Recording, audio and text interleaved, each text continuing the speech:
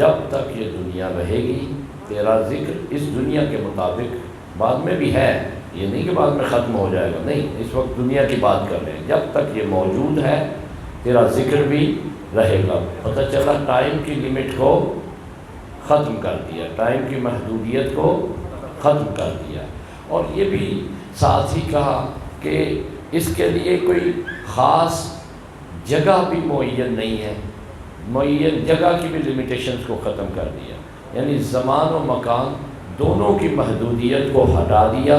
کہاں؟ جہاں ہوگا، جب ہوگا، کل یوم عاشورا کل ارض،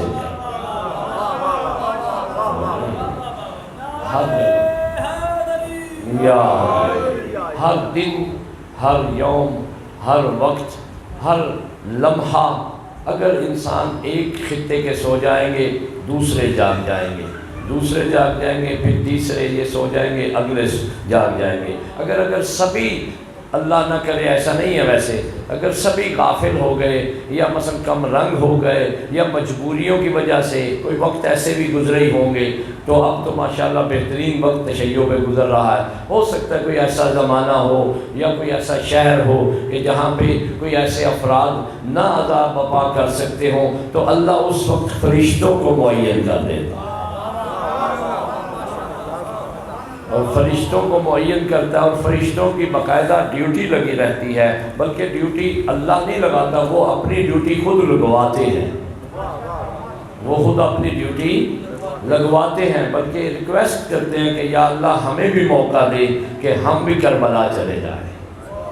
یہ باقاعدہ لائنیں لگی ہوئی ہیں، روایات میں موجود ہے کہ فرشتے جو ہے کئی کیونکہ فرشتوں کے بارے میں تھوڑا سا کھول کے عرض کر دوں آپ کی خدمت میں کہ ہمیں زیادہ کیونکہ جانکاری نہیں ہے، تو اس لیے ہم جلدی سے کسی بھی بات کو سن کے اسے ایک مفہوم لے لیتے ہیں، ایک چھوٹی سی بات سمجھ لیتے ہیں جتنی ہمیں ضرورت ہوتی ہے، باقی ڈیٹیلز میں ہم زیادہ نہیں جاتے۔ فرشتوں کے بارے میں تھوڑی سی ڈیٹیل بتانا چاہتا ہوں آج آپ کی خدمت میں، بلند آواز میں درود پڑھے اہل بیت کی ذات، اللہم صلی علی محمد۔ وہ اس لیے بتانا چاہتا ہوں کیونکہ یہ اہل بیت کے گھر آتے جاتے رہتے ہیں۔ نحن اہل بیت النبوہ ومعدن الرسالہ ومختلف الملائکہ، کہ مختلف سے کیا مراد ہے؟ یاد رکھیے گا عربی میں اختلاف کا جو لفظ ہے وہ صرف لڑائی جھگڑے میں استعمال نہیں ہوتا، اور ایک حدیث بھی آپ نے سن رکھی ہے، اس کا ترجمہ بھی غلط ہی کیا جاتا ہے اکثر، اختلاف و امتی رحمت، کہ میری امت میں اختلاف جو ہے وہ رحمت ہے۔ اختلاف سے مراد لڑنا جھگڑنا جو ہے وہ رحمت نہیں ہے، اختلاف سے مراد ہے امت کا ایک دوسرے کے پاس آنا جانا رحمت ہے، ایک دوسرے کی طرف آنا جانا رحمت ہے، نہ کہ لڑنا جھگڑنا رحمت ہے۔ لڑنا جھگڑنا کبھی رحمت نہیں ہوتا، زحمت ہوتا ہے ہمیشہ۔ لہذا اختلاف و امتی رحمت، یعنی میری امت کا ایک دوسرے کے پاس آنا جانا، تیمارداری کرنا، مہمان نوازی کرنا، ایک دوسرے کا حال پوچھنا، ایک دوسرے کے پاس آنا جانا، ایک دوسرے کو کسی بھی ایونٹس پہ جو ہے شرکت کرنا جو ہے وہ رحمت ہے۔ اسی اختلاف سے لفظ ہے نحن اہل بیت النبوہ ومعدن الرسالہ ومختلف الملائکہ، یعنی یہ نہیں کہ ملائکہ ہم سے اختلاف کرتے ہیں، نہیں، یہ ملائکہ ہمارے پاس آتے جاتے رہتے ہیں، ملائکہ ہمارے پاس آتے جاتے رہتے ہیں۔ تو اسی لیے میں ملائکہ کے بارے میں بتانا چاہ رہا ہوں کہ ان کی تشریح تھوڑی کرنی چاہتا ہوں کہ ایک ہوتی ہے نوح، جسے آپ کہتے ہیں بنی نوح، انسان کہتے ہیں نا یہ۔ البتہ میں افسوس کے ساتھ یہ بھی ایک یہاں جملہ کہہ دوں کہ مجھے بہت دکھ ہے کہ اردو زبان نوجوانوں سے، بچیوں سے، بچوں سے چھین رہے ہیں، اردو زبان چھین رہے ہیں، انگریزی کا جھانسا دے کے، انگریزی کا جھانسا دے کے، انگریزی بھی نہیں آتی ان کو، یہ میں بتا دوں آپ کو کیا ہے یہ اردو زبان کیوں چھین رہے ہیں۔ کیونکہ اسلام کی تیسری بڑی زبان جس میں اسلام واضح ہوتا ہے وہ اردو ہے، یہ ذہن میں رکھ لیں، اردو زبان میں بہت طاقت ہے۔ ہاں عربی اور فارسی کے مقابلے میں ضعیف ہے، لیکن تیسری جگہ پہ صرف اردو ہے، کوئی اور زبان موجود نہیں ہے جو کہ اسلام کو ریپرزینٹ کرے، اس کی وضاحت کرے یا اس کو اچھے انداز میں پیش کرے۔ اور اردو باقی رہی تھی کربلا کے واقعہ کی وجہ سے، یہ بھی میں آپ کو عرض کر دوں، کیونکہ موضوع سے باہر نہیں جا رہا ہے، 2 منٹ مجھے دیں تاکہ میں اس جملے کو آپ کے ذہن میں اتار دوں کہ اردو باقی رہی تھی یا مثلا باقی ہے اب تک، تو اس کی وجہ واقعہ کربلا ہے۔ آپ حیران ہیں کیوں بلا؟ کیونکہ میں نے زبانوں پہ کام کیا ہوا ہے، اس لیے میں سنی سنائی بات نہیں کر رہا۔ زبان ہمیشہ کس سے تشکیل پاتی ہے؟ کلچر سے۔ کس سے تشکیل پاتی ہے؟ کلچر سے۔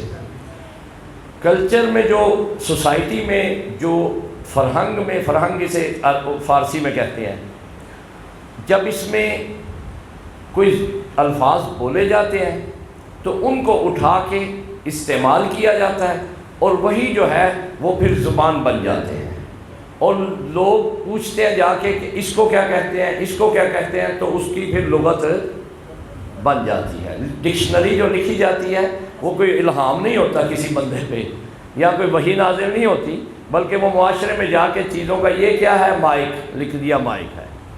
تصویر بھی آپ کو پتہ، ڈکشنری میں تصویر والی بھی ڈکشنری آتی ہے، تو لہٰذا یہ پتہ چلا کہ یہ معاشرے سے الفاظ اٹھا کے لغت بنائی جاتی ہے، اور معاشرہ کس سے بنتا ہے؟ کلچر سے، اپنی اپنی سوسائٹی کے کلچر سے۔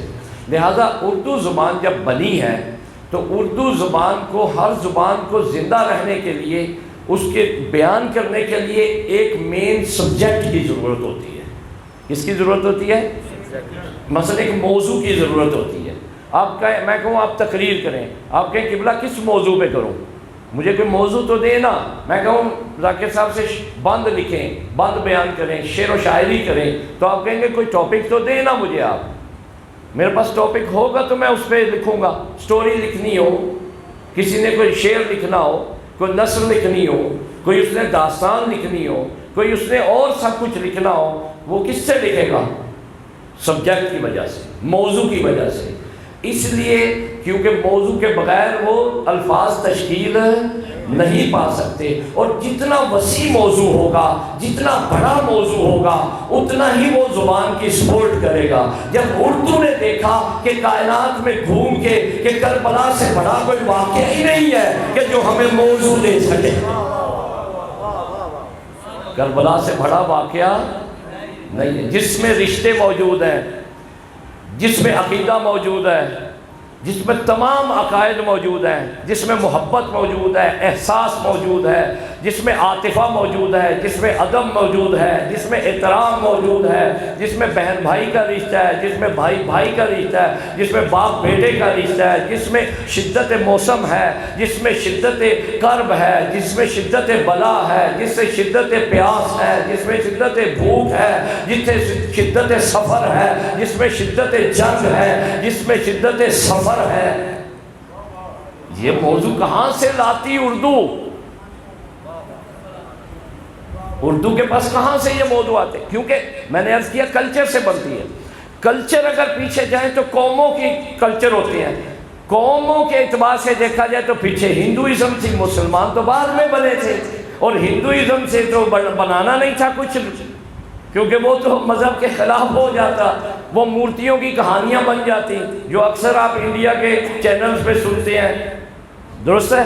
کیونکہ پیچھے بیک میں ایسی شے موجود نہیں تھی کہ جس کو عنوان بنایا جائے۔ ہاں، ایران کی تاریخ میں رستم کی کہانیاں تھیں، ان کے بڑے بڑے پرانے لوگ جو جنگجو گزرے ہیں، عرب کی زبان میں زمانہ جاہلیت کے بارے میں اس وقت بہت ساری چیزیں موجود تھیں، عرب کو بھی سپورٹ مل گئی، لیکن اردو تو بالکل 400 سال ہوئے ابھی شروع ہوئی ہے، 400-500، اس کے پاس تو بیک گراؤنڈ تھا ہی نہیں۔ اگر اسلام لے تو اسلام نہیں تھا، اگر مثلا ہندوازم سے لے تو اعتراض آ جاتا تھا، زبان مسلمانوں کی تھی، یہ کنٹروورشل بات تھی، یہ تضاد تھا۔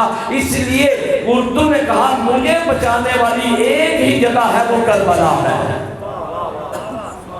اردو نے کہا کہ مجھے کون بچائے گی؟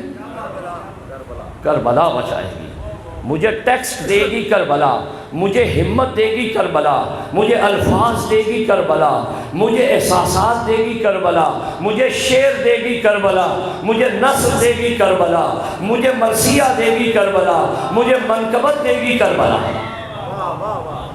لہذا زبان جو ہے اردو کی بقا آپ جب بھی ابھی کہیں بیٹھیں تو یہ بیان کریں، ان سے پوچھیں جو آج تم اردو بول رہے ہو، اس اردو کو زندگی کس نے بخشی ہوئی ہے؟ کس سبجیکٹ نے اس کو زندگی بخشی ہے؟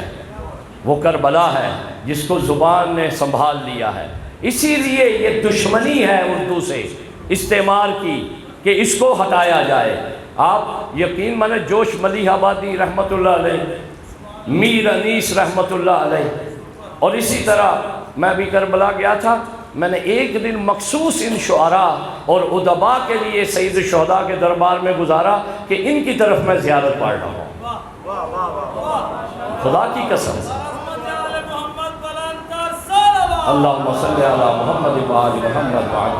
سب کے نام تو میرے ذہن میں نہیں تھے، ریحان اعظمی صاحب کا میرے نام ذہن میں تھا، سبط جعفر صاحب کا شہید کا نام، یقین مانے خدا کی قسم۔ اللہم صلی علی محمد وآل محمد۔ یہ مکتب اہل بیت کے ایسے پھول ہیں جن کی خوشبو کبھی ختم ہونے والی نہیں ہے۔ فرماتے ہیں کہ غسل میت نہ کہنا میرے غسل کو، اجلے ملبوس کو مت کفن نام دو، میں چلا ہوں علی سے ملاقات کو، جس کی تھی آرزو وہ گھڑی آ گئی۔ ماشاءاللہ، بلند یا بلند آواز میں درود پڑھیں ان شہداء، ان مرحومین، ان ادباء جنہوں نے کربلا کے بارے میں لکھا ہے۔ اللہم صلی علی محمد وآل محمد وآل۔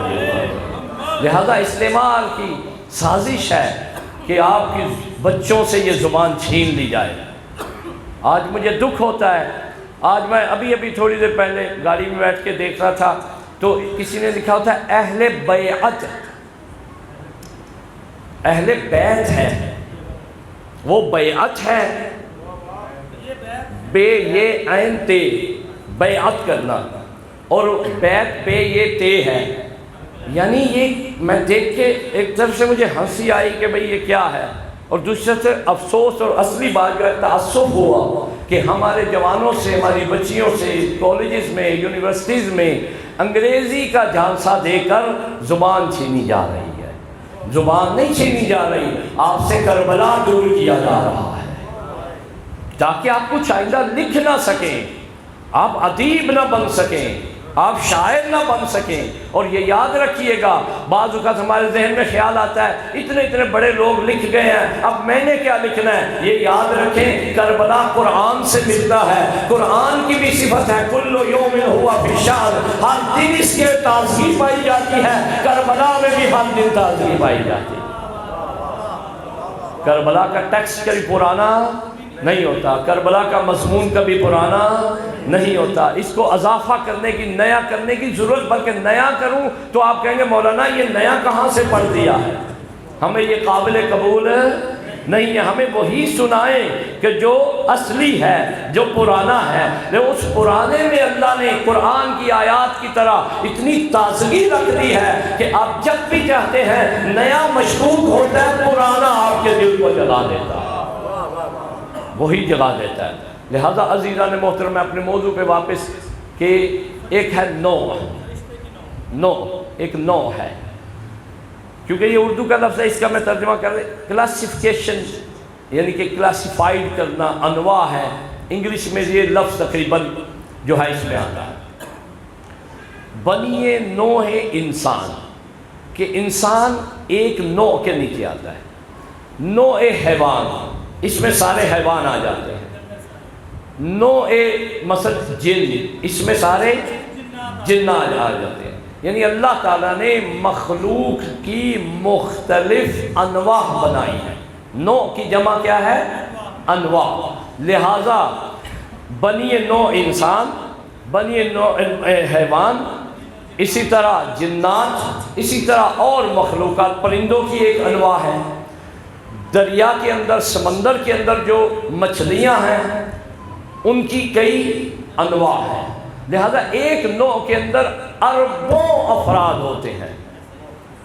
کتنے افراد؟ اربوں افراد ہوتے ہیں، لا محدود، ہم گن نہیں سکتے۔ یہ میں نے اس سمجھانے کے لیے عرض کیا، فرشتے کو سمجھا رہا ہوں آپ کو کہ فرشتے کیسے ہیں، فرشتے کون ہیں۔ وہ ایسا ہے کہ انسان ایک نو کے نیچے، ایک نو ہے بنی نو، اس کے نیچے سارے انسان ہیں، ایسا ہی ہے، لیکن ہر فرشتہ ایک نو ہے، ہر فرشتہ ایک نو۔ آپ اندازہ لگائیں کتنی تعداد ہوگی۔ میرا سمجھانا الحمدللہ آپ کی آوازوں سے پتہ چل گیا، میں سمجھا پایا ہوں آپ کو۔ تھوڑا سا زور مجھے لگانا پڑا کہ نو کے نیچے کروڑوں اربوں افراد ہوتے ہیں، ایسا ہی ہے، ہر فرشتہ ایک نو ہے، یعنی جبریل علیہ السلام ایک نو ہے، اسرائیل ایک نو ہے۔ اسی لیے آپ سوال کرتے ہیں مولانا ایک وقت میں ہزاروں کی جان کیسے نکلتی ہے؟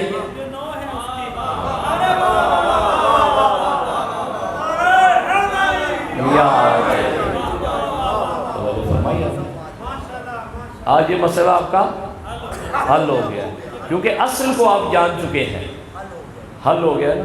اسی حیت تصویر کو، صورت کو کہتے ہیں۔ کل میں نے تھوڑا سا عرض کیا تھا، وہ میں انشاءاللہ اپنے مقام پہ عرض کروں گا، ضرور اس موضوع میں شامل ہے وہ، لہذا اللہم صلی علی محمد وآل محمد۔ آپ کے ذوق کو سلام کہتا ہوں کہ آپ نے اتنی سخت باتیں میری برداشت بھی کی ہیں اور سن بھی لی ہیں اور سمجھ بھی لی ہیں۔ بلند آواز میں درود پڑھیں اپنی اور حجت کی سلامتی کے لیے۔ اللہم صلی علی محمد وآل محمد۔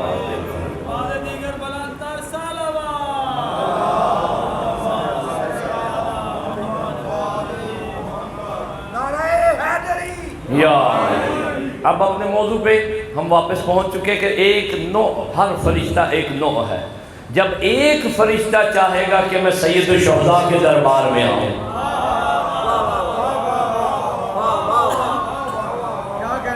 تو ان کو اجازتیں لینی پڑیں گی، کیونکہ وہاں تعداد اتنی زیادہ ہو جائے گی۔ کیونکہ امام صادق تشریف فرما ہوتے تھے تو جب مومنین بھی بیٹھے ہوتے تھے تو مولا مسکرا دیتے تھے، تو سبب پوچھتے تھے کہ مولا کیوں مسکرائے ہیں؟ کہا ملائکہ اتنے جمع ہو گئے تھے کہ ان کے پر آپس میں پھڑپھڑا رہے، ان کے پر اپنے پھڑپھڑا رہے تھے۔ تو اسی سے میرے ذہن میں ایک حدیث آ گئی، ام سلمہ سلام اللہ علیہ روایت کرتی ہیں، بلند آواز میں درود پڑھے امام کی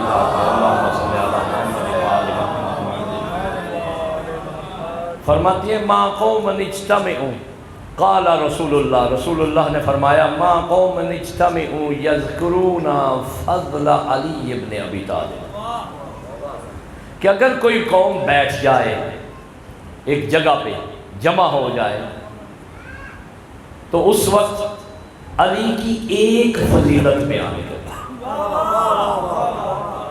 یذکرون فضل علی، فضائلہ نہیں، میں مبالغہ نہیں کر رہا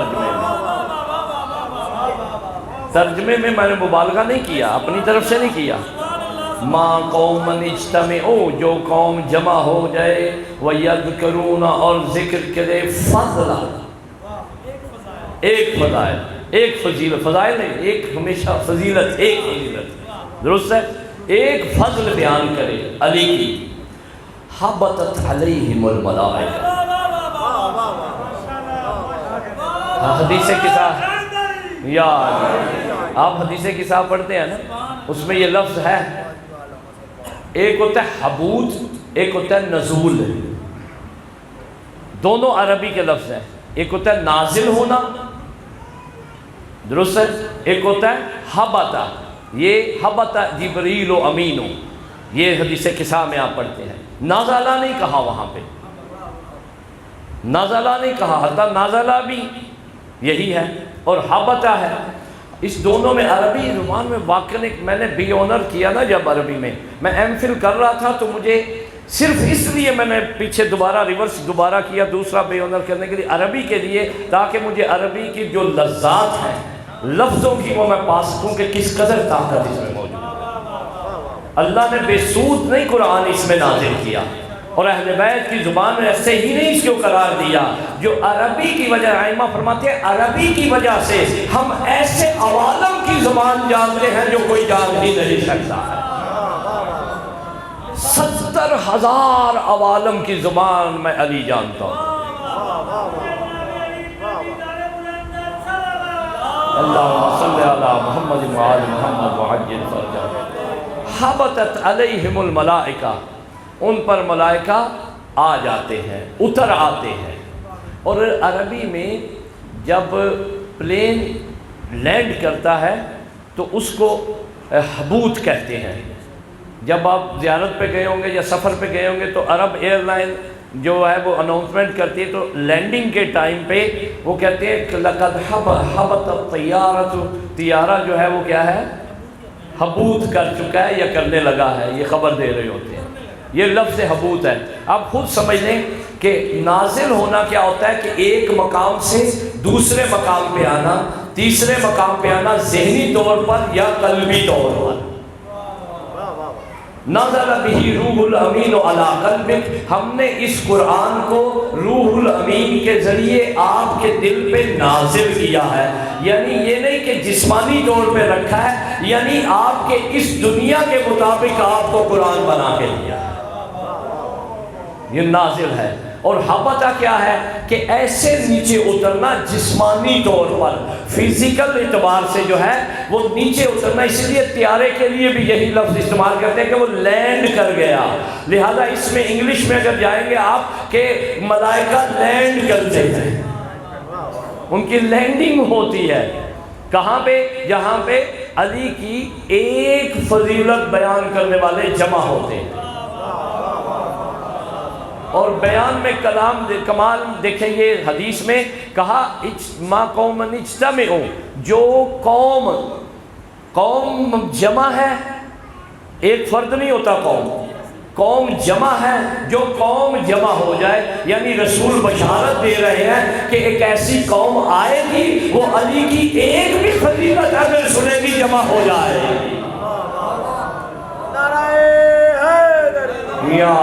یعنی اختلاف نہیں کرے گی آپس میں، لڑے گی نہیں آپس میں، جھگڑے گی نہیں۔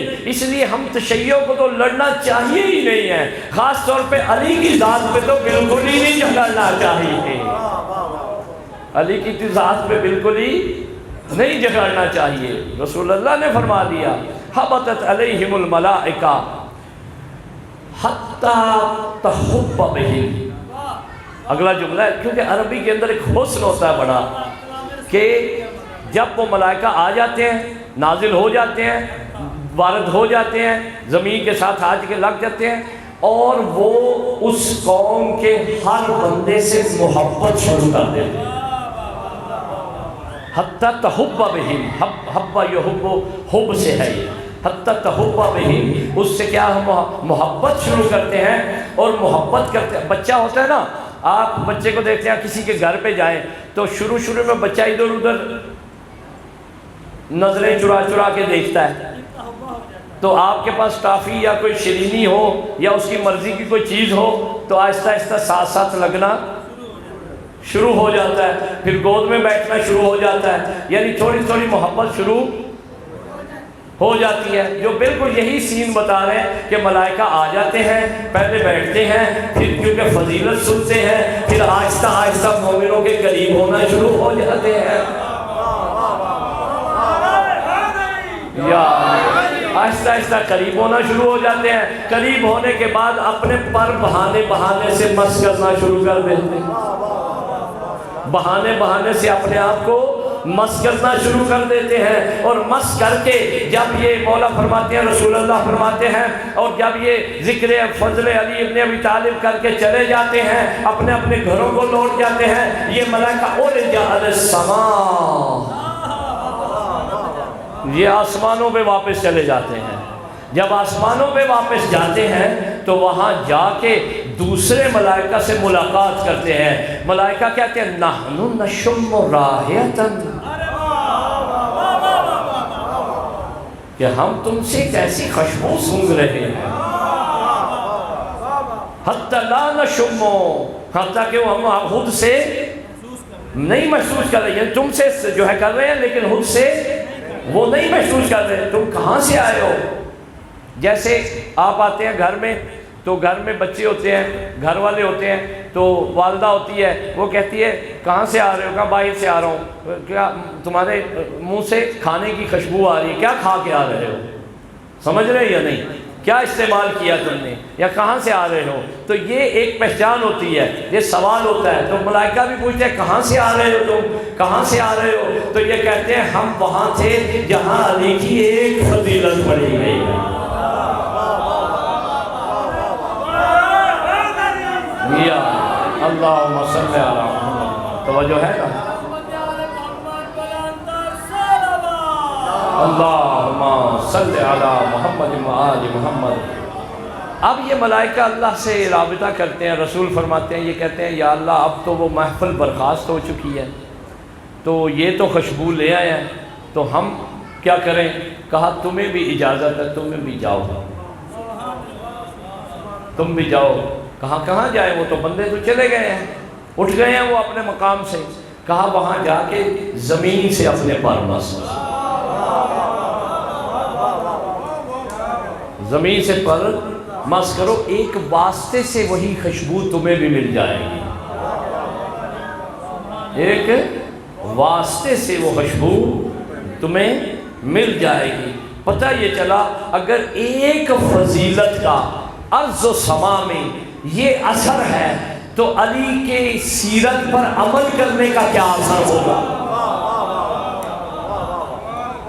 میں سخت باتیں نہیں کیا کرتا کیونکہ میرا تعلق مکتب عشق سے ہے، لہٰذا میں دوستوں سے یہ کہتا ہوں، بزرگوں سے، اپنی ماں بہنوں سے، بیٹیوں سے کہتا ہوں اپنی ویلیو کو سمجھو کہ فرشتے فخر کرتے ہیں آسمانوں پہ جا کے کہ ہم نے ان سے پرمس کیے ہیں۔ مولا سے پھر سوال ہوتا ہے رسول اللہ سے اسی حدیث کو، کیونکہ ایک حدیث جو رسول اللہ بیان فرماتے تھے مولا علی اس کی تشریح کرتے تھے دوسرے الفاظ میں۔ بی بی پاک نے اپنے خطبے میں کل دین کو جو ہے چند وقت میں سمیٹ دیا، اور نہج البلاغہ فاطمہ کے خطبے کی تشریح ہے۔ یہ ذہن میں رکھ لیں آپ، میں یقین سے کہہ رہا ہوں، پڑھ کے کہہ رہا ہوں، میں ممبر پہ بیٹھا ہوں، دونوں میں نے پڑھے ہیں، اس کے بعد میں یہ کہہ رہا ہوں، یعنی سنی سنائی بات یا کسی محدث کی یا کسی کی نہیں، خود میری یہ اسیسمنٹ ہے کہ میں نے یہ دیکھا ہے جو بی بی اسلام اللہ علیہ نے خطبے میں جملے میں ارشاد فرمایا تھا، علی نے اسے خطبے میں ارشاد فرمایا۔ اللہم صلی علی محمد وآل محمد وعجل۔ کیوں ایسا کیا علی نے؟ کیوں کیا ہے؟ غور کریں ذرا، بڑی خوبصورت بات ہے۔ وہ یہ ہے کہ حیات مبارک رسول اکرم میں مولا علی سنتے تھے، بس بولتے نہیں تھے۔ کبھی کوئی ثابت نہیں کر سکتا کہ علی نے ایک لفظ بھی اپنی طرف سے بولا ہو رسول اللہ کے حضور میں، بس سنتے تھے، کیونکہ انا مدینۃ العلم وعلی البابھا۔ جب سنتے تھے تو ایک حدیث ملتی ہے جو آپ سب کے ذہن میں ہے کہ میرے لیے رسول اللہ ایک باب کا علم کا باب کھولتے تھے، میں اس سے علی ہزار باب کھولتا تھا۔ یہ سنی ہوئی ہے آپ کی حدیث، سنی ہوئی ہے نا، کہ رسول اللہ میرے لیے علم کا ایک باب کھولتے تھے، ایک دروازہ، ایک چیپٹر کھولتے تھے، اور میں اس سے آگے ہزار باب کھولتا تھا۔ اب اسی کو لے آئے فاطمہ تو زہرا پہ۔ فاطمہ بضعۃ منی ہے، فاطمہ روح رسول ہے، فاطمہ ٹکڑا رسول ہے۔ اب یہی نسبت علی نے ادب کی خاطر باقی رکھی ہے، کہا کہ فاطمہ خطبہ کہیں گی ایک، جملہ کہیں گی ایک، میں خطبہ کہوں گا، اسی نسبت کو باقی رکھوں گا، توڑوں گا نہیں۔ اگر رسول کہتے تھے ہزار باب کھلتا تھا میرے لیے، اگر بطول جملہ کہے میں خطبے کہہ دوں گا، اس میں یہ خطبے کہہ دوں گا۔ تو عزیزان محترم، آپ ذہن میں رکھیں کہ آپ اپنی ویلیوز کو پامال نہ ہونے دیں، کیونکہ یہ شیطان ہمیشہ اس کے پیچھے لگتا ہے جس کے پاس کچھ ہوتا ہے. جس کے پاس کچھ نہ ہو، ڈاکو اور چور فقیر کے پاس نہیں جاتے، ٹائم ضائع ہوگا. کس کے پاس جاتے ہیں؟ مال و ثروت والے کے پاس. ایسا ہی ہے، آپ کے پاس وہ ثروت ہے کہ جو دشمن بھی نہیں آپ سے چھین سکا. ایسا ہی ہے، شیطان چاہتا ہے اس ثروت میں آپ کو چھین تو نہیں سکتا. میرا نہیں ایمان کہ محبت اہل بیت کو چھین سکے، اللہ نہ کرے کسی پہ یہ وقت آئے. لیکن یہ ضرور ہے کہ آپ اور مجھے اور آپ کو وہ توجہ ضرور ہٹا دیتا ہے. کیا کرتا ہے؟ توجہ کو دوسری طرف لگا دیتا ہے. کیونکہ انسان کا ذہن ایسا ہے. ذہن کی بھی تفسیر کر دوں آج میں آپ نوجوانوں کے لیے خاص طور پہ. ذہن جو ہے انسان کا ایک پرندے کی مانند ہے. کس مانند ہے؟ پرندے کی. پرندے کا کیا کام؟ آپ چڑیا کو نا صبح صبح اٹھ کے غور سے دیکھنا شروع کر دیں، آپ کو میری بات یاد آ جائے گی. کبھی اس ڈالی پہ، کسی اس پہ، ادھر سے اڑا ادھر سے، ادھر سے اڑا ادھر سے. ایسا ہی ہے، چڑیا کو صبح دیکھتے ہیں نا آپ، ادھر سے ادھر، ادھر سے ادھر، ایسے سے ایسے، ادھر سے ادھر، تیزی تیزی سے، جلدی جلدی جگہ بدلتے رہتے، ایک جگہ پہ نہیں رہتے. سیم یہی انسان کے ذہن کا کام ہے. نماز میں کھڑا ہو، شروع اللہ اکبر سے کرتا ہے، تمام پتہ نہیں کب کب ہو جاتی ہے. ذہن ایک سے جگہ دوسری، دوسری سے تیسری، تیسری سے چوتھی، ایسے خیالات میں. اور میں اپنی ماؤں بہنوں سے کہوں گا ان کو تو زیادہ خیالات آتے ہیں کہ مرد جو ہے پیسے اور روٹی کپڑا مکان کے چکر میں سوچتے رہتے ہیں، اور یہ مرد کے بارے میں سوچتے ہیں یہ آیا کہاں سے ہے. معذرت سے چاہتا ہوں. تو یہ لہٰذا یہ وسوسے پھر یہاں شیطان انٹرپٹ کرتا ہے. شیطان کے ورود کا دروازہ جو ہے وہ کون سا ہے بلا؟ وہ یہی دروازہ ہے کہ شیطان دیکھتا ہے کہ یہ ایک جگہ رک نہیں رہا، ایک جگہ ٹھہر نہیں رہا، لہٰذا میں اس کو پہلے تو اتنا گھماؤں، اتنا پھیراؤں، یوسوس فی صدور الناس، کہ ان کے سینوں میں جو ہے وسوسے ڈالتا رہوں. اور اس کے بعد اسی وسوسے میں سے ایک وصفہ جو اس کو نقصان زیادہ لگتا ہے، جو اس کی مرضی کا نہیں ہے، جو اس کے اس وقت جو ہے ایسٹس کے خلاف ہے، اس کو آگے ہائی لائٹ کرتا ہے، اس میں اس کو ورکنگ کرتا ہے. اور اس کی قوت جو فہم کی قوت ہے، قوت وہم جو ہے، عالم توہم میں لے جاتا ہے، اور عالم توہم میں جا کے اسے ایسا کام کروا دیتا ہے، کام کرنے کے بعد کہتا ہے بیڑا غرق کر دیا اس نے میرا، اس نے بے کہا دیا ہے مجھے. یہ اس کی کاروائی کا طریقہ ہے. ائمہ فرماتے ہیں تم غافل نہ ہونا ہم سے، تم کبھی ہم سے غافل نہ ہونا. ہاں تم شکست اس وقت کھاتے ہو، اپنے کنٹرول سے نکل کے شیطان کے کنٹرول میں اس وقت جاتے ہو کہ جب تم کیا کرتے ہو؟ ہم سے غافل ہو جاتے، ہم سے غافل ہو جاتے. بہت سارے دوست نماز کے بارے میں پوچھتے ہیں کہ مولانا نماز میں جو ہے وہ خیالات بہت آتے ہیں، کیا کیا جائے؟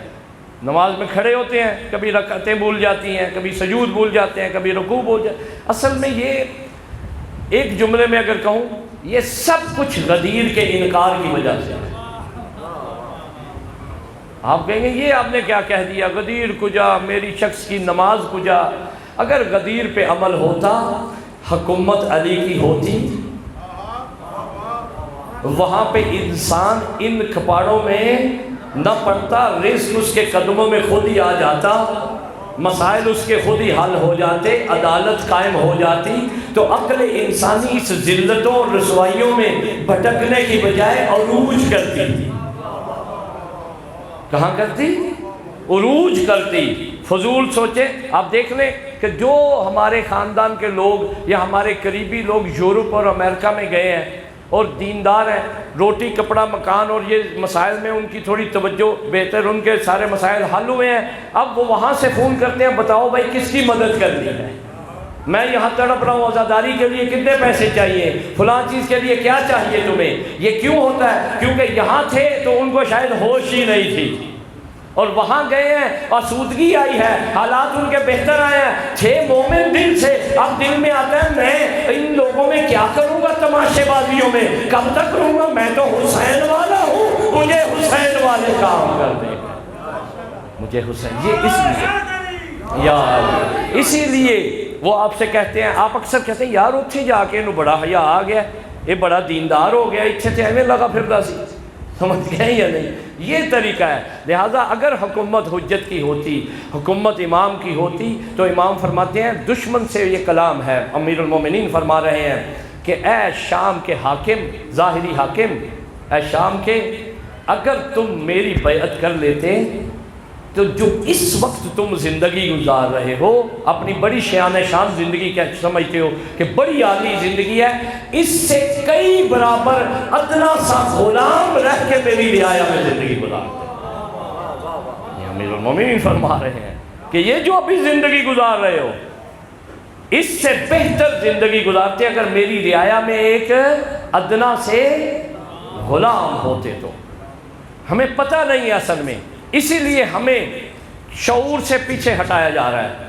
تو عزیزان محترم، میں آپ کو عرض کروں گا، سخت بات میں نے کہا نہیں، نماز میں خیالات آئیں اگر، تو اس کا طریقہ عرض کرنے جا رہا ہوں کہ کیسے بچنا اس سے۔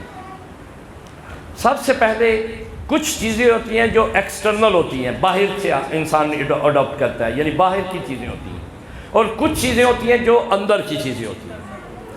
باہر کی چیزوں میں سے ایک ہے کہ رزق حلال استعمال کیا کریں۔ کیا کیا کریں؟ رزق حلال۔ خود بخود نماز شب کے لیے آنکھ کھلے گی آپ۔ ہمارے ہاں رزق حلال سے مراد یہ کہ حرام چیزیں نہیں، دو طرح کا رزق حرام ہے۔ ایک رزق حرام یہ ہے کہ حرام جو چیز ہے ہی حرام اس کو کھانا، اور ایک ہے حرام کر کے کھانا۔ کیا ہے؟ ایک کر کے کھانا۔ مثلا گوشت جو ہے وہ حلال ہے، ذبیحہ ہے، حرام تو نہیں ہے سرے سے، اب وہ حلال ہے، اگر کوئی اس کو چوری کر کے کھائے تو وہ حرام ہو جاتا ہے۔ ایسا ہی مولا فرماتے ہیں کیونکہ حضرت حجت کے ظہور کا وقت ہے یہ، یعنی کہ ان کے پاس ہمارے اعمال پہنچے، اور آج جمعہ کا دن ہے، بلند آواز میں اپنی اور حضرت کی سلامتی کے لیے درود بھیجیں اہل بیت کی ذات۔ بس ایک دو جملوں کے بعد ذکر مصائب میں داخل ہو رہا ہوں تاکہ آپ کو پتہ چل جائے۔ ایک تو ہے رزق حلال کھائیں۔ حلال دو طرح کا ہے، ایک خود حلال ہو، شے حلال ہو، اور دوسرا اس کے حصول کا طریقہ حلال ہو، اس کو حاصل کرنے کا طریقہ حلال ہو۔ ہمارے ملک میں ایک بہت بڑی پریشانی ہو گئی ہے کہ کسی کو کسی پہ اعتماد ہی نہیں رہا کہ یہ میرے ساتھ اچھا سلوک کرے گا، مجھے صحیح چیز دے گا۔ حتیٰ یہ مجلس میں بھی آ گیا ہے، ہم ممبر پہ، ہم تو کمرشل نہیں ہیں، شکر ہے اللہ کا کہ زندگی میں کوئی مجلس نہ پیسے کے لیے پڑی ہے نہ کبھی پیسے کے لیے چھوڑی ہے۔ جو کمرشلائزیشن میں اللہ معاف کرے آ گئے، وہ کہتے ہیں ممبر سے چلنا ہے تو ان 50 منٹ لائی پورے، یعنی پھر بعد میں کہتے ہیں اس نے صحیح نہیں پڑھا۔ میں معذرت کے ساتھ یہ آپ کی اندر کی باتیں بتا رہا ہوں، اس نے صحیح نہیں پڑھا، یہ دال آ گیا سانو مجلس بھی۔ یہ جملے آپ کے معاشرے میں سے ہیں، یہ مقدس مقامات ہیں، یہاں یہ چیزیں، یہ الفاظ نہیں چلتے، یہ بہت عالی مقام ہے۔ اس کو کوئی سمجھ جائے نا، اگر اس کو کوئی سمجھ جائے تو یقین کریں حجت کا ظہور ہو جائے۔ اس کی یہ رکاوٹ بنا ہوا ہے اس میں بیٹھنے والے، چاہے اپنے ہوں چاہے غیر ہوں، لہذا اس کی اصلاح کرنی ہے ہم نے، اس کو پاک و صاف کرنا ہے ہم نے، اس پر اسپرچول بنیادوں پہ اوپر لے کے جانا ہے، کمرشل بنیادوں سے اسے نکال دینا ہے۔ 25-25 30-30 لاکھ کا اشرا، کیوں بھائی کیا کر دیا تم نے؟ 50 میں نے بڑی احتیاط سے کہا ہے، کیا کر دیا تم نے؟ میں معذرت کے ساتھ کہہ رہا ہوں، یہ سب ہمارا سب کا قصور ہے، کوئی ایک فرد اس کے لیے قصوروار نہیں ہے۔ تو عزیزان محترم، ایک یہ ہے رزق حلال کھائیں، جس کا کام لیں پوری ایمانداری سے انجام دیں، اسے لگن سے انجام دیں، ہمت سے انجام دیں۔ کوئی کام لیں، چاہے پلمبر ہو، چاہے کوئی کسی کی مزدوری لیں، کسی کی ڈرائیونگ کریں، کسی کی ٹیچنگ کریں، کوئی بھی کام کریں، مولا فرماتے ہیں خلوص سے کرنا، اپنی حق کے زحمت سے بھر کے کرنا، اس کا نتیجہ یہ نکلے گا تمہارے رزق کی کمیاں دور ہونی شروع ہو۔ تمہاری رزق کی کمیاں اس کی وجہ، جب آپ کام اچھا کریں گے، ایمانداری سے کریں گے، تو وہ شخص جس کا کام کریں گے وہ خوش ہو کے کہے گا کہ میں نے دیکھا تھا 100 افراد میں سے یہ بندہ ٹھیک ہے، آپ کو پروموٹ بھی کرے گا، آپ کے ایڈورٹائزمنٹ بھی کرے گا اور آپ کو پیسے بھی زیادہ دے گا۔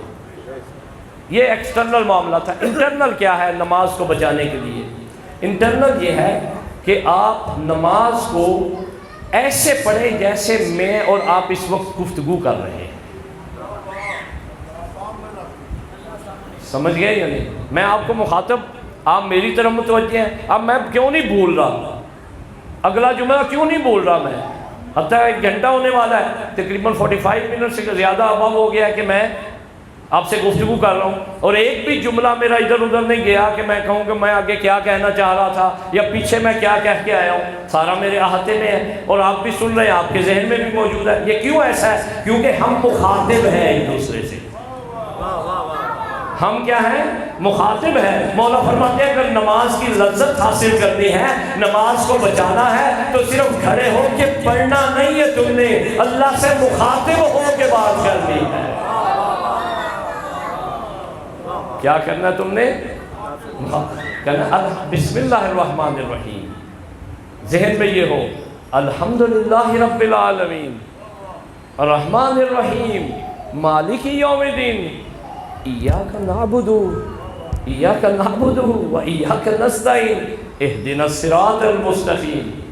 یہ ساری چیزیں آپ نے کر دی۔ بس اپنے بیان کو میں نے تمام کیا۔ یہی اہل بیت علیہ السلام چاہتے تھے انسان سے کہ انسان کا اللہ سے رابطہ بہت مضبوط ہو جائے۔ خدا کی قسم حسین نے سب کچھ قربان کر دیا، کس لیے؟ کہ انسان کا خدا سے رابطہ ہو جائے۔ اور یقین مانیں، جب میں کربلا کو دیکھتا ہوں، کربلا کو سنتا ہوں، کربلا کو پڑھتا ہوں، کربلا کو جو ہے کتاب میں سے پڑھتا ہوں یا لوگوں کو سناتا ہوں مومنین کو، تو میں کہتا ہوں کہ خدا کی قسم جیسی توحید کا اثبات حسین نے کیا ہے کائنات میں کسی نے۔ خنجر چل رہا ہو گردن پہ اور آواز آ رہی ہو ربی ربی ربی، اللہ کو پکار رہا ہو۔ کیونکہ مختار نے پوچھا تھا، میں انشاءاللہ 7 کے مصائب میں تفصیل سے پڑھوں گا، مختار سے پوچھا تھا کسی نے، مختار نے پوچھا تھا ظالم سے، شمر سے، کہ یہ بتاؤ کہ کیا کہہ رہے تھے حسین جب خنجر چلا رہے؟ کئی جملے مقتل میں ملتے ہیں، ان میں سے ایک جملہ یہ ہے کہ حسین نے پہلے خدا کو پکارا۔ کیوں خدا کو پکارا؟ کیونکہ آنے والے میرے عزادار اور جو مخالف بھی ہیں میرے، وہ سب جان جائیں کہ جس جگہ میں نے خدا کو پکارا ہے اس جگہ کوئی نہیں پکار سکتا۔ یہ حسین نے اللہ سے اپنے رابطوں کو بتایا ہے کہ میرا خدا سے رابطہ کس مقام پہ جاتی ہے۔ خدا ہے تو رابطہ ہے نا، ثابت کیا حسین نے خدا ہے۔ پھر اللہ نے بھی کہا حسین تم نے مجھے اس مقام پہ پکارا ہے جس پہ کوئی پکارتا نہیں، میں تمہیں ہر مقام پہ پکاروں، تیرا ذکر ہر مقام پہ رہے گا۔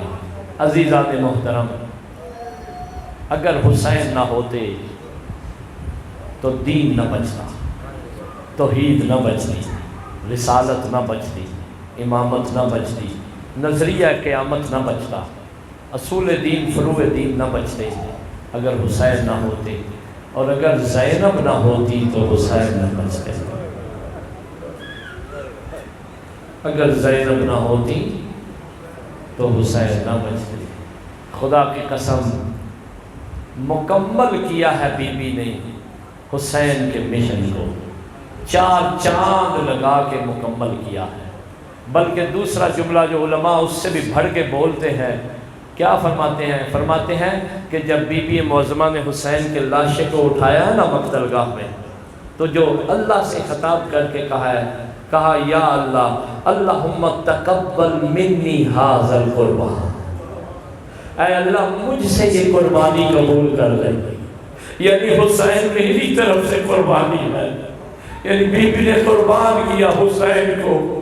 عزادارو جب بھی آپ کربلا جائیں گے اللہ آپ کو جلدی لے جائے تو ٹلہ زینبیہ جو کہ ابھی بن رہا ہے، 2 مقام انہوں نے زیارت کے لیے رکھے ہوئے ہیں، اس میں ایک بینر لگا رہتا ہے جس میں ایک جملہ لکھا ہوا ہے بی بی کے بارے میں، السلام علیکی یا جبل الصبر. سلام ہو اس بی بی پر جو صبر کا پہاڑ تھی، جو صبر کا پہاڑ تھی. عزادارو بڑی محبت تھی حسین سے زینب کو. علماء لکھتے ہیں 2 وجہ تھی، ایک تو بھائی ہونے کی وجہ سے تھی اور دوسری محبت اپنے وقت کے امام کی وجہ سے تھی. یہ زیادہ اولا تھی کیونکہ ہمارے معاشرے میں یہ زیادہ مفہوم نہیں ہے. بہن بھائی کا رشتہ گنوایا جاتا ہے، بہن بھائی کا رشتہ اور بھی بھائی تھے بی بی کے، لیکن جو محبت حسین سے تھی وہ کسی سے دوسرے سے نہیں تھی. عزادارو اتنی محبت تھی جب مولا علی علیہ السلام بقید حیات ظاہری تھے تو عبداللہ ایک مرتبہ آتے ہیں مولا کے پاس، بھتیجے بھی ہیں، جعفر کے بیٹے ہیں، جعفر طیار کے. آ کے کہتے ہیں آپ میرے چچا بھی ہیں، آپ میرے بابا کی جگہ پہ بھی ہیں، کیونکہ جعفر شہید ہو گئے تھے، عبداللہ کو مولا علی نہیں پالا تھا. اور کہتے ہیں کہ آپ سے میں ایک خاص کرنے آیا ہوں، اگر ہو سکے تو مجھے زینب عالیہ کے رشتے سے جو ہے وہ میرے ساتھ رشتہ ازدواج میں منسلک کر دیں، میں ساری زندگی آپ کا ممنون رہوں گا. مولا علی نے فرمایا عبداللہ تو میرا بیٹا بھی ہے، میرا بھتیجا بھی ہے، میں دیکھا ہے کہ ہاشمی خون بھی ہے تو، اور تیرے اندر وہ صلاحیتیں بھی پائی جاتی ہیں کہ جو ایک جس کے لیے میں زینب کا رشتہ دے سکتا ہوں. لہٰذا یہ یاد رکھنا میری بات، اب غور سے سن لو، رشتہ تمہیں میں زینب کا دے دیتا ہوں، مانگتا میں کچھ نہیں تجھ سے، نہ حق مہر مانگتا ہوں، بس یہ میری بات سن لینا. اللہ نے 3 ہستیوں کو 3 ہستیوں کے لیے بنایا ہے. کہا مولا فرمائیے کیا ہے؟ کہا کہ یوسف کو یعقوب کے لیے بنایا تھا. جب یوسف نظروں سے اوجھل ہو گئے تھے یعقوب نے اتنا گریہ کیا تھا کہ یعقوب کی آنکھیں چلی گئی تھی. عزادارو دوسرا کہا کہ بطول کو رسول کے لیے بنایا تھا. جب رسول چلے گئے تھے صبت علی المصائب، بی بی نے اتنا گریہ کیا تھا کہ مولا علی نے بیت الحضر بنا دیا تھا. کہا تیسری ہستی وہ ہے زینب ہے، زینب کو اللہ نے حسین کے لیے بنایا ہے. جب میری بیٹی کبھی حسین کے لیے اجازت لینے آئے تو میری زینب کو روکنا نہیں ہے، نہیں تو مرنے سے پہلے مر جائے گی. اجرکم اللہ، اجرکم اللہ. دوسرا مقام وفا اور مقام محبت یہ ہے زینب عالیہ کا. جب یہ رشتہ ازدواج میں منسلک ہو گئے نا تو اس کے بعد عرب کا یہ رواج تھا زادارو کہ جب کوئی بچی بیاہ کے اپنے گھر میں جاتی تھی تو 3 دن کے بعد اس کی ماں اسے لینے جاتی تھی. جب زینب رشتہ ازدواج میں منسلک ہوئی 3 دن گزرے، نہ رونے والے علی نے رونا شروع کیا، گریہ شروع کیا گھر میں، کیونکہ زہرا تو دنیا میں تھی نہیں کہ کون زینب کو لے کے آئے گا. عزادارو علی نے گریہ شروع کیا. زینب فضا آگے بڑھی، کہتی ہے مولا مجھے پتا ہے زہرا تو نہیں ہے، میں مقام زہرا پہ تو نہیں کبھی آ سکتی، لیکن میں کنیز زہرا ضرور ہوں. میں جاتی ہوں، میں زینب کو ماں بن کے لے کے آتی ہوں. فضا چلی ہیں جناب، فضا جب چلی ہیں زینب کے گھر پہنچتی ہیں، پہنچ کے دیکھتی ہیں کہ عجیب منظر ہے کہ وہاں پہ بی بی زارو زار گریہ کر رہی ہیں، گریہ کر رہی ہیں. ایک دفعہ کہا سلام ہو اے زینب بیٹا، میں جانتی ہوں کہ ماں زہرا لینے نہیں آئی اس لیے گریہ کر رہی ہے. بی بی نے جواب دیا اما فضا جملہ بڑا سخت ہے، امتحان سخت ہے، لیکن اس وقت میں اس لیے گریہ نہیں کر رہی کہ ماں مجھے لینے نہیں لائی اس لیے گریا کر رہی ہوں میں نے 3 دن سے حسین کو نہیں دیکھا، میں نے 3 دن ہو گئے حسین کو نہیں دیکھا۔ میں کہوں گا بی بی اللہ جانے 70 قدم سے کیسے دیکھتی رہی، حسین ذبح ہوتا رہا، ظالم خنجر کی ضربیں چلاتا رہا، بی بی قرآن اٹھا کے واسطے دیتی رہی۔ اجرکم اللہ، اجرکم اللہ۔ عزادارو تیسری منزل ہے کہ جب وقت آ گیا تو بی بی نے فضہ سے کہا اما فضہ ذرا اون و محمد کو بلا کے لاؤ۔ اون و محمد جب خیمے میں آئے دونوں بیٹوں کو بٹھایا بی بی نے، بٹھانے کے بعد کہا تمہیں یاد ہے جب ہم آ رہے تھے مدینے سے تو تمہارے بابا نے ایک وصیت کی تھی؟ کہا ہاں اماں ہمیں یاد ہے۔ کہا کیا یاد ہے؟